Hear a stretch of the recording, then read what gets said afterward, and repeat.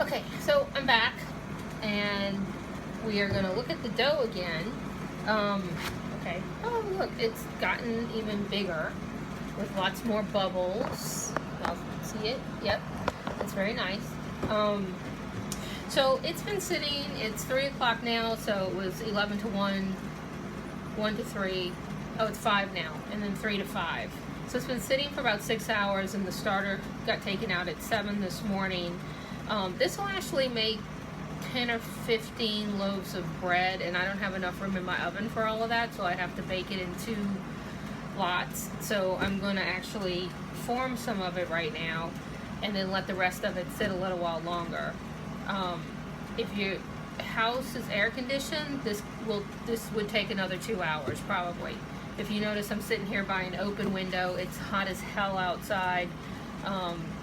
With the oven on in here, it's really warm, so this goes really quickly. So I'm gonna, again, clean hands. I'm just gonna kind of fold my dough over again.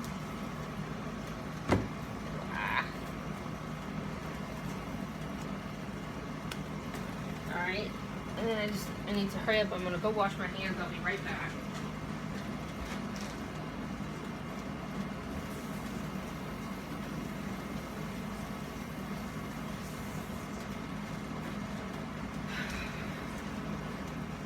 Okay, I'm back. All right, I have a scale because I like to measure out my dough. I'm gonna make sure everything's clean. Clean my little space right here. Wet top, just drying it up a bit. Okay, and then I'm gonna measure a couple of these, and I'm going to put them in pans. I have pans like this. These are baking loaf pans.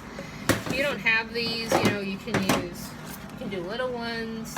You can do rounds just into what we would call a bowl, but I'm not going to show you that right now because I don't have time, and that's not what I'm making. So I'm going to spray my pans just so they don't stick, even though these pans are pretty well seasoned.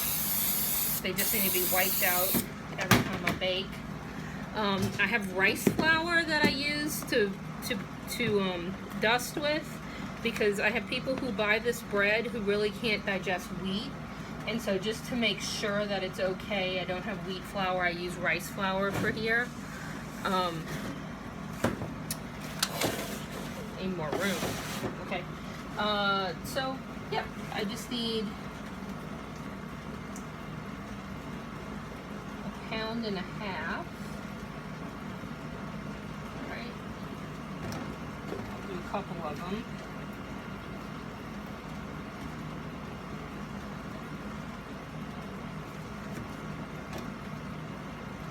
So I like doing this by weight, but the recipe that you guys have actually will do 2.5 pound loaves. And you can just kind of eyeball that. That's okay. Eyeballing's okay. Not for me, but for you it's okay. Okay. Not paying attention to what I'm doing.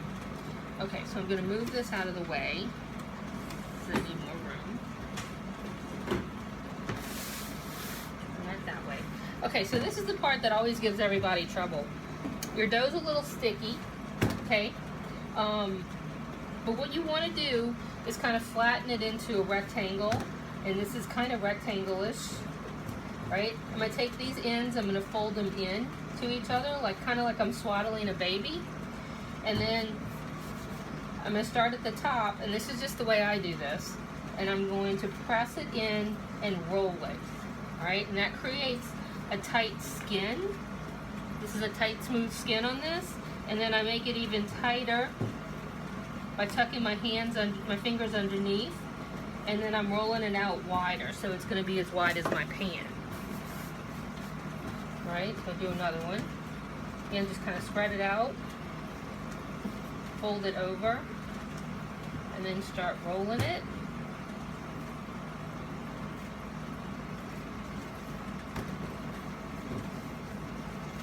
Right, and you get a nice tight skin on the outside. A little bit more flour. Do these two. again, this is going to help even it out when you do that. I roll it toward me. Some bakers will roll it away from them.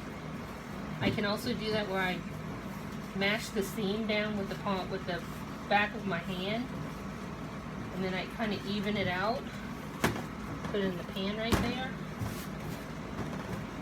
Okay. Again, fold it over. Just press some of the air out of that one. That one had a lot of air in it.